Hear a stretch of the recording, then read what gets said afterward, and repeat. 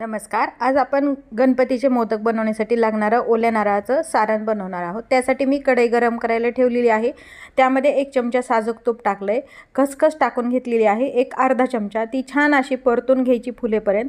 नंतर त्यामध्येच mix dry fruits टाकून घेतलेत, 2 वाट्या नारळाचा चव टाकून घेतलेला आहे व हे सर्व मिक्स करून घेतलेलं आहे. नारळाचा चव व्यवस्थित भाजून घ्यायचा आहे. त्यामध्ये 1 वाटी गूळ घालायचा आहे.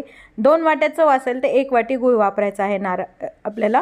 हे सर्व गूळ आणि नारळाचं चव व्यवस्थित मिक्स करून घ्यायचे. गूळ आणि नारळाचं चव 5 मिनिट ते 10 मिनिट व्यवस्थित परतून घ्यायचं आहे. गुळाचे खडे फुटले पाहिजेत यामध्ये आता वेलची पावडर टाकून घ्यायची आहे आपल्याला. वेलची पावडर आणि हे जे तयार मिश्रण आहे हे व्यवस्थित परतून घ्यायचं आहे. मिश्रण कढईपासून वेगळं झाल्यानंतर हे व्यवस्थित परतलं आहे असं समजायचं आहे. गॅस बंद करून घ्यायचा आहे व हे मिश्रण एका ताटामध्ये आपल्याला काढून घ्यायचं. तयार आहे आपलं ओल्या नारळाचं मोदकाचं